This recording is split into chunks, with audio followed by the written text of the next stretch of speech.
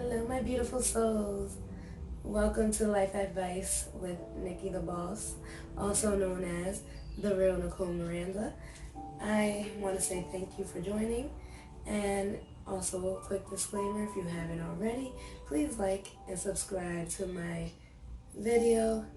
Also, if you haven't, please check out my 2 videos before this on how I speak more about my natal birth chart, and as if you see my past couple videos, you'll understand what I mean by houses, zodiac signs, and planets in my natal birth chart. Now, before we begin, as always, I just want to set the stage with my beautiful inspirational sage by @FireAdmire, and if you haven't already, please go follow them on Instagram or go check out their website, fireadmire.com. But I just want to set the stage for the video, and for those of you watching all of my videos, I appreciate it, and for those newcomers, thank you, my beautiful souls. And as I continue to do these videos, I promise you I will get better and better on inspiring and sharing the new me and the caterpillar and the butterfly effect. So on today's video, as I was saying, I will talk in depth about my whole natal birth chart and the actual houses that are in my natal birth chart and the zodiac signs that are in them and the planets. And remember, each house has their own representation, their own meaning, and each house just means each zodiac. So like Aries is the first house, and Taurus is the second house, then Gemini is the third house, and so on and so forth until you get to Pisces, which is the 12th house. And so I have 5 houses represented, which is my first house is in Aries, which is life and the house of self. Basically, just to give you a quick overview, because I explained this in the last video, so hopefully you did watch it. If not, please stop this video and go to the very first one. It's part 1, this is part 3, and check that out first, and then go to part 2, and then go to part 3. So my second house that I have Taurus in my house, which is it represents gains in life, the things you gain, the value, house of value, all the materialistic money, wealth and self-wealth that you gain in life, where that's basically represented in me, so that means this is who I am by saying that these houses are represented in my chart. That means it's represented in me. The fourth one that's represented in me is Cancer, and that is the parents. That is the house of home and family, making sure your family is good. And you're all about ancestry, your roots, early foundation and environment, motherly, taking care of, people, tidiness, pets. That is so me. The next house that's represented in me is the 10th house, which is Capricorn, which I am Capricorn, as I've explained in my last video. I'm born January 15th, and I am a Capricorn, which represents kingdom, house of enterprise, ambitions, motivations, careers, status, government, being involved in leadership and taking charge and control. I also have the 11th house that represents me, which is Aquarius, friendship, house of blessings. I'm all about my friends, how I can serve them, how I can give to them. I like to encourage my friends, give them advice. I'm into volunteering groups and communication. It also represents love and benefits from the effort of love, and gets what they desire and wish, and can be very wealthy. And so I can say I am blessed, and I do get the things I desire and wish. Sometimes I have to go through stages in my life to work hard for it, or sometimes they just come to me. These are the 5 houses that are represented in me, and I want to say that this is true.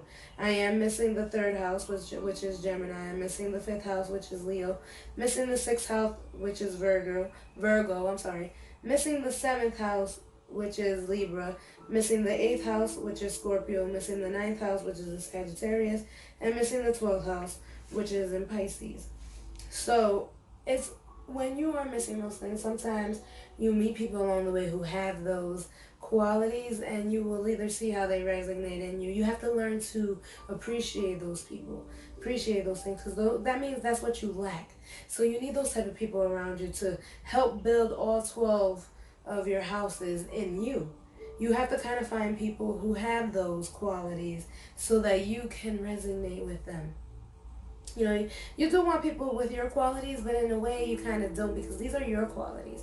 This is what represents you. So in a way, in yin to the yang, especially I'm talking about more in relationships, I guess, you kind of want someone who can balance that, to give you that whole 12 house inside of you. You know, because think about it, when you get into a relationship, you become one, right? So you would want someone who can complete you and be that puzzle piece inside of you. That's why, in a way, you kind of want to know your spouse's natal birth chart, because you can see what resonates with you, if they fulfill the things that you don't have, and if you fulfill the things that they don't have. So those are the houses that I have. So this is the person that I am. I represent those zodiac signs, like their traits. But I also have, now it gets deeper. So in each house, you have even stronger personality traits, because that's just the house. That's the house that I live in. So now we have little characters that live inside the house with their planets, almost like their tool, what their tool is. So you can kind of think of it that way. The house, because those are the rulers of those houses. Those houses are those individual zodiac signs. I live in those houses. And so those are the ones that represent those houses. So I have those personality traits. But then I have these people, these little characters, which are the zodiacs, and then their tools, which would be, the planets, to kind of help them become this one person that I am. Isn't it crazy? So it's like lives living inside of me, to become this one. And we do have Adam, though you can understand more of who I am and why Nikki the Boss became Nikki the Boss. I am grateful for her, because she helped me build this person. And so it's also a part of this process, but to kind of shield me from being tainted and hurt anymore, so that I can really express who I am now. So you will see a little bit of Nikki the Boss and Nicole Miranda in my videos, because that's me. These are these characters that I am. I have many characters. So anyway, so in my first house, I have the Sun in Capricorn. Now the Sun represents the ego, identity, and the role in life. Now remember, this is in the first house, so this is really who I represent, the ego me, so Nikki the Boss, that's why I said I appreciate her. She is that ego, in my first house, that kind of takes control. And Nicole Miranda is more Nicole is the reserved me, the one that is more loving and showing you the sentimental side of me, the more emotional side. So the Sun represents ego, identity, and the role in life. Capricorn, as we know, represents the kingdom. So the Sun being in Capricorn at the time of my birth, meaning so that one Capricorn utilizing the Sun makes that person one person. Okay, so let's look at it that way. That's why I said Sun and Capricorn. So I'm just kind of breaking it down, because this is hard to understand when you're not open-minded or aware of these things yet. You kind of want to do some research. This is really for people who are more aware or want to get enlightened. Anyway, so the Sun in Capricorn means fundamentally responsible, serious, efficient, rational, power-hungry, ambition, a workaholic, and success. It also represents supporting the dreams of others, emotionally reserved, having no emotions, like, and it's true because the Nikki the boss side of me, which is my sun in Capricorn, we can use that as the little character, is very emotionally reserved, and I'm all about this, making sure. That's why the boss, hence the boss, because I'm ambitious. I'm a go-getter. I want to do things in life. I say that I'm a leader, because I do believe that. I was born on Martin Luther King's birthday, for crying out loud. January 15th, he was a great leader. Okay? So, they said it would benefit to learn to express your inner world and have fun, to live a little. Okay? So I have to learn that as well. Now, Capricorn being in Neptune, which is a generational planet, which generational planets are the ones that stay for a long period of time. So it's not necessarily the person, it's more like your generational period, what you're going to go through during that period. So the Sun in Capricorn is representing your trait, but the Neptune in Capricorn is like what your experience is gonna be, or in this sense. Neptune stays for about 14 years.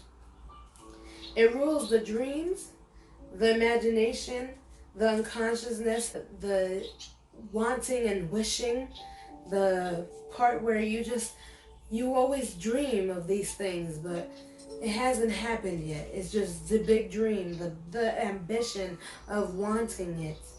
Okay? You get in that stage for about 14 years. And I can say, I've been dreaming. I've been saying this. I've been, trying to show that I will become someone. And honestly, I've grown along the way. I can't even be upset about the things that I've been through.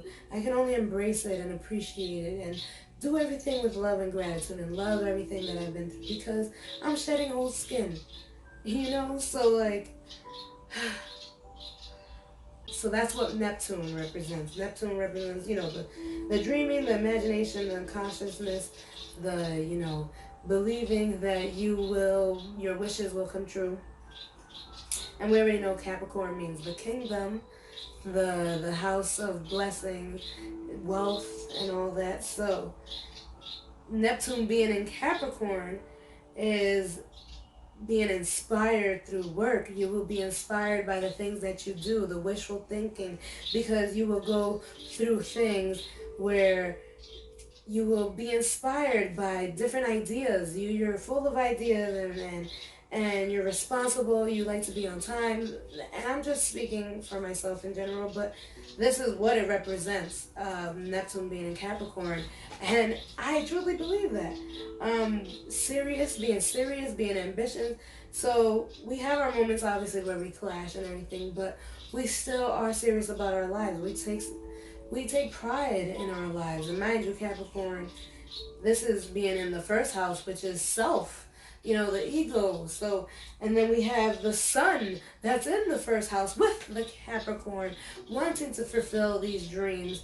So I have a lot of that. I've been a big dreamer, and I believe that the year 2020 is definitely opening up new beginnings and new dreams. And understanding my natal chart, is helping me realize that, yes, I will fulfill my dreams, and my purpose will be to serve other people. And I would utilize my platforms to do that.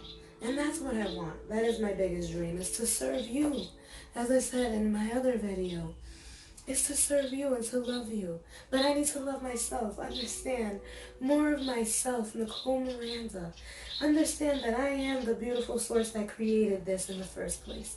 Understand that I am one with the universe, with God, with everything, down to the book, to the seat that I'm sitting in, because I love it. I love everything around me, my birds, my cat, my daughter, my parents. I appreciate them. The fact that I even have a home. Okay? So now, we're going to go to, those were my two Capricorns and what I had in them. So now I have Sagittarius 3 times, okay? So I have the Sagittarius with the ascendant sun. Okay? So the ascendant sun represents the mask, the covering. Remember, I had said about having the mask and how Nikki the Boss was kind of my mask, my covering, to protect Nicole Miranda, to protect the beautiful, innocent soul that I am. So like I said, it represents the mask that you present to people, to the world. And it represents your personal style, your uniqueness, your ability to mask your true self, but showing them that you want to be this person, but that's not who you are. The mask becomes less relevant because the mask is almost like that shield and that growth process. You need to wear the mask to grow. And so that's what the ascending sun is. Because remember, the ascending sun means when the sun is rising. So, you're rising above that. So you slowly take the mask off and you represent yourself. It says you take that off as you get older. So now Sagittarius is the ruler of the ninth house, which represents journeys. It's the house of philosophy, travel and cultures, journeys, religion, law, ethics, education, learning knowledge, experience. And that's one thing I like. I am such a Sagittarius. That's why it's 3 times in my first house, including with my Capricorn sign, the kingdom side, showing that I am ambitious, I'm motivated, I like to encourage others. I want to be wealthy. I am wealthy. I am wealthy in my own spirit. I am abundant. I have to remember that it's not only about the material possessions as well. It's about self. Okay, so now the ascending in Sagittarius, in this other character that's in the first house. So I have 5 characters in my house. So this is the ascending Sagittarius. They are very independent. They're optimistic. They're thinkers, goal setters, confident, sometimes overly blunt and critical. Sometimes I can get that way. But they are very charming conversationalists. They have a way of speaking and drawing people to their conversations, and they can be very intuitive. They're free-spirited to the way they approach life. They conversate a lot about life and how they use their experiences on what they've been through when they speak to people. So when they react, because they are very restless and they can react as well. They were very reactant, and I can say that. Sometimes I get offended when people may say something to me that triggers me, and I have to learn those triggers, and I am learning those triggers, to not let it offend me. To remember that I still have this spirit way of approach to life. They're very restless. They like to do a lot of things, and they can get easily bored. And that is true. Sometimes I do get easily bored, and I tend to take on projects that, I don't kind of go through because then I get bored. Or it might be that something has happened along the way that made me see something else. And it's in my first house, which is the beginning. We like new things. We love new beginnings. We love new things. We love things that can create a new imagination, because we're creative. Okay, now we have Saturn in Sagittarius. Saturn is a social planet, which there's 2 of them. Saturn and Jupiter, I believe, yeah, Jupiter. And so this represents responsibilities, the restrictions, the limits, the boundaries, fears, and the self-discipline. So, which is true, I have been in Saturn, and Saturn is my ruling planet, period, as a Capricorn, so it is there. I am very responsible. When I need to take responsibility, you can count on me to be there for you. I do have restrictions, especially now that I'm older. I'm not going to do certain things that I may have done before, because I was young and naive. Now I'm more mature. I set my limits and my boundaries. as far as what I do in life, because that also represents me now with this change. I have to be this butterfly, so to speak. We face our fears. That is one thing. Like, I am learning to face my fears more because, I mean, I think I've always have, but I was always scared to, and then once I faced them, it kind of felt good. And now I'm facing the biggest fear of my life. And you'll find out later on in other videos, because, oh man, this is truly happening. Even with this YouTube, this is happening for me. This is for more of the people who really understand astrology and want to understand more and want to understand me. So I will get deep for you, and I will show you the whole video on here. It might take a while. You know what? I might cut it into houses. How about that? Because, well, this was just such a long house. Saturn in Sagittarius. We already know Sagittarius is the journey, house of philosophies and things like that. Saturn in Sagittarius causes a lot of struggles because you learn a lot in Saturn. Because there's a lot of self-questioning, there's a lot of self-doubt, there's a lot of boredom, there's a lot of anxiety, there's a lot of difficulties with self-image, there's a lot of depression, there's a lot of points in Saturn that bring out that side of you to question you. But when we look at it in the bright side, you do want to question yourself. You want to see who you are to change. And I look back and I'm like, that's not who I am anymore. I am no longer that person. I am a different person. And so I like that I do question myself now, because I don't want to go back I don't want to go back to bad habits or old people that vibrate on a different vibration than I do. You can love people, but at a distance sometimes. Sometimes as you get into a higher vibration, it's only okay to see them once in a while, or to, or sometimes not see them at all. Sometimes we have to cut people completely off. And this is where you get that understanding in Saturn. And being that it's in Sagittarius, it's just so much more, because mind you, Sagittarius are about that journey, that life, that understanding, that the laws and the hopes and long-term things. So it's like you're questioning all your long-term, you're questioning your hope, you're questioning your travel, and they can be very blunt. Like, we already said that part. Yeah, I'm definitely going to end this at the first house, and then I'll go from second house to fourth house, because those have just a little bit. My first house is very intense, and it kind of represents who I am a lot. So therefore, this will be the video that you can see a lot of my traits. And my other houses are the ones that I can acquire utilizing all of my understanding of my first house. My first house is just so intense, and it represents like my Nikki the Boss side in a sense. And then you can kind of see more of my Nicole Miranda qualities in my other houses. So also, we have Uranus in Sagittarius. Now, Uranus rules generation more than the person. So this is also another generational planet where it stays in yourself, your character, and your house for about 7 years. This one's about 7 years. And this is about innovation, rebellion, going against the grain, but also progress.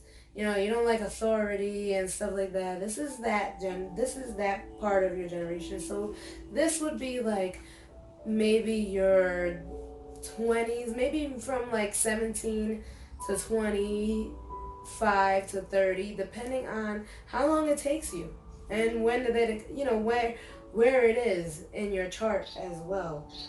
For Uranus. But being that it's in my first chart, that means it was in one of my earlier stages of life, which my rebellion definitely was in my early 20s, and I can say about 27 I kind of clicked, and it was around that time, 26, 27, where I'm like, all right, I can't be doing the things that I was doing before. It's that stubbornness. Okay, and I still have that We all do. But we learn. We learn, and we learn to not be so stubborn. Okay, so Uranus in Sagittarius. This is the era where you relate to older people or younger people. Like the people around your age, you don't really relate to. Okay? And the people who are older than you and the ones that are younger than you are like very intrigued by your personality, by who you are, by your boundaries, by how you're pushing and striving. Even again, they don't really get to see your rebellion side. They more see like this. The rebellion is only because you're trying to grow, you're trying to progress, you know, and that's also part of Uranus is the progress. So like the older people and the younger people usually see your progress in life versus people who are more your age. They're like, they see you as this rebellion person because you are rebellion as well around the people you are with, which is true. And I can say that for myself. I was a bit rebellious, I'm sorry, with the people that I was hanging around with in my early 20s and things like that. So, you know, and then I've had connections with older people and younger people, but my generational people were that rebellious, so I kind of had to portray this Nikki the Boss character. Like I said in a previous video, if you've watched my videos, I said how, you know, I had to utilize Nikki the Boss around certain people to protect myself. But then it got to a point where that's who I was. It became who I was. And as you see a lot of Nikki the Boss in my videos. But I try to show you Nicole Miranda when I'm more at peace and not explaining so into depth, because Nikki Boss is like that ambitious, like motivator, go-getter, okay? This is what that represents, basically, the Uranus in Sagittarius era. Because it's in my first house, it means that I rebelled in my first, you know, trimesters of my inexperience, unawareness. Let's just put it at that. So this is an explanation of my first house and kind of, like I said, who Nikki the Boss is and who I represent. Who's inside of me, my characters, because we have different characters, like I said. And so this is my number one character is Nikki the Boss. But Nicole Miranda is deep inside, that person that is genuine, the person that is all about my friends, all about my serving to others and my family and things like that. So this is, once again, I'm sorry, I thought I was just going to make a third video, but it looks like I'm going to have to get into a fourth video. So if you could, please like and subscribe to my YouTube channel and also follow my Instagram and Facebook page. And if you could share me on Facebook, that would be awesome, lovely, as well. And I'll end this here. Remember, peace, love, and happiness. And go to my next video if you want to see my second house, my fourth house, my 10th house, and 11th house. This was just my first house, and you know, it kind of carried on. So thank you once again. Namaste, everyone. My beautiful people. Love you.